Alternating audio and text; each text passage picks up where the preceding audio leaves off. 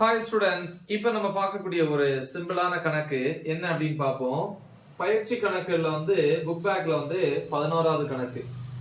பின்வரும் அட்டவணை வெவ்வேறு கோள்களில் எரியப்பட்ட எரிபொருள் அடைந்த கிடைத்தள நெடுக்கத்தை காட்டுகிறது. ஒரு அட்டவணை கொடுத்திருக்காங்க, வெவ்வேறு கோள்கள் காமிச்சிருக்காங்க.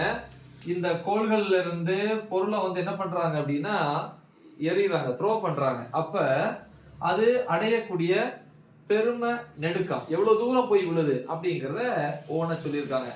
வியாழன் அப்படின்னா 50 மீட்டர் தூரம் போய் விழுது. புவிங்கிற கோள்ல இருந்து எரியும் போது 75 மீட்டர், செவ்வாயில இருந்து எரியும் போது 90 மீட்டர், புதன்ல இருந்து ஒரு பொருளை தூக்கி போடும் போது 95 மீட்டர் போகுதாம். கரெக்டா? அனைத்து பொருட்களும் ஒரே கிடைத்தள கோணத்துடனும் சம ஆரம்ப திசை வேகத்துடனும் எரியப்பட்டுள்ளன. அதாவது ஒவ்வொரு பொருளும் ஒவ்வொரு கோள்கள்ல இருந்து ஒரே மாதிரியான கோணத்திலையும் ஒரே மாதிரியான தொடக்க திசை வேகத்திலையும் தான் எரியுறாங்க. ஆனா அந்த இடத்துல அந்த ஈர்ப்பியல் விசை மாற்றத்தின் காரணமாக அது போகக்கூடிய தூரம் மாறுபடுது. சரியா? எஸ். இவ்விவரங்களிலிருந்து மிக அதிக மற்றும் மிக குறைந்த ஈர்ப்பு முடுக்கமுடைய கோள்களை கண்டுபிடி. எந்த கோள்களுக்கு மிக குறைந்த ஈர்ப்பியல் முடுக்கம் இருக்கு, எந்த கோளுக்கு அதிகமான முடுக்கம் இருக்குன்னு கேக்குறாங்க. மேலும் கோள்களை அவற்றின் ஈர்ப்பு முடுக்கத்தின் அடிப்படையில் ஏறு வரிசையில் அமைக்கவும். ஏறு வரிசைனா சிறிய மதிப்புல இருந்து பெரிய மதிப்புக்கு என்ன பண்றாங்க, வரிசைப்படுத்த சொல்றாங்க.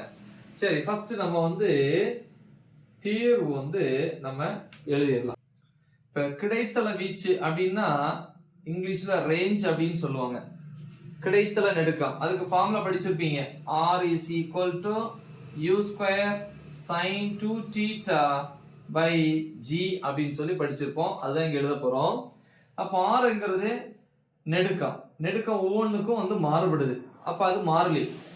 u பாத்தீங்கன்னா ஆரம்ப திசை வேகம். எல்லா கோள்கள்ல இருந்தும் பொருளை ஒரே திசை வேகத்துல தான் தூக்கி போடுறீங்க. அப்படி போடும்போது தொடக்க திசை வேகம் மாறாது. அதே மாதிரி தீட்டா கோணமும் பாத்தீங்கன்னா ஒரே கோணம். அப்ப தீட்டாவும் மாறாது. ஜிங்கிறது பாத்தீங்கன்னா ஈர்ப்பியல் முடுக்கம், அதுதான் கண்டுபிடிக்கணும்.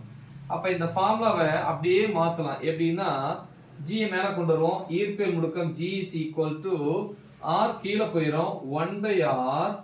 மீதி என்ன இருக்கு? u square sin 2 theta. அப்ப 1/r லாஸ்ட் எழுதிப்போம். அப்ப g மேல கொண்டு வரீங்க. g equal to 1/r லாஸ்ட்ல இந்த r கீழே போகும்போது 1/r. அதுக்கு முன்னாடி என்ன இருக்கு? u square sin 2 theta. இல்லன்னா ஃபர்ஸ்ட் அதை எழுதிரோமா? அப்ப g மேல கொண்டு வரீங்க, இதா இருக்கு. equal to அங்க என்ன இருக்கு? u square sin 2 theta into இந்த r போகும்போது கீழே போகும்போது 1/r ன்னு மாறிடும். இப்ப r தான் நெடுக்கம், அதுதான் மாறுபடுது. ஆனா u என்கிறது தொடக்க திசை வேகம், ஆரம்ப திசை வேகம் எல்லாத்துக்கும் சமம் கொடுத்திருக்காங்க. அதே மாதிரி ஒரே மாதிரியான கோணம். அப்ப ரெண்டுமே மாறிலி. அப்போ ஒரு ஈக்குவல் சைனும் ஒரு மாறிலியும் இருந்துச்சுன்னா நம்ம என்ன போட்டுக்கலாம்?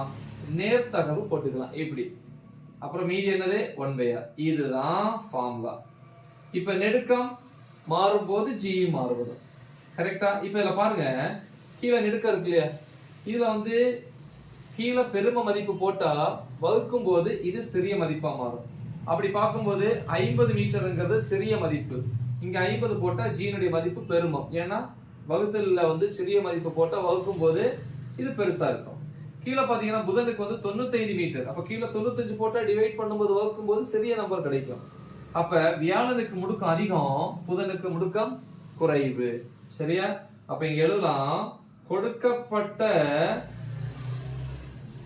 மதிப்பிலிருந்து இல்ல மதிப்பிலிருந்து எழுதும்போது ஃபர்ஸ்ட் எதுக்கு முடுக்கம் அதிகம், எதுக்கு நெடுக்கம் குறைவோ, எனக்கு குறைவான மதிப்பு வந்தா வகுக்கும் போது பெரும மதிப்பு வரும். எதுக்கு குறைவு அப்படின்னா வியாழனுக்கு. அப்ப வியாழன் கோளுக்கு g அதிகம். சரியா? எதுக்கு மதிப்பு அதிகமோ அதை வகுக்கும் போது சிறிய முடுக்கம் கிடைக்கும். அப்ப மதிப்பு அதிகம் எது? r மதிப்பு புதனுக்கு 95 மீட்டர். அப்ப இங்க 95 போட்டா g மதிப்பு குறையும் வகுக்கும் போது. கரெக்டா? அப்ப ரெண்டாவது புதன் கோளுக்கு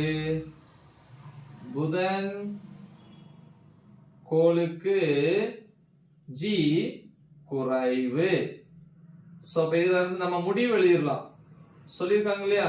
அதாவது கோள்களை வந்து அவற்றின் முடுக்கத்தின் அடிப்படையில் ஏறுவரிசையில் அமைக்கவும். அப்போ சிறிய மதிப்புல இருந்து பெரிய மதிப்பு இருக்கிறதுல வந்து சிறிய மதிப்பு எதுக்கு?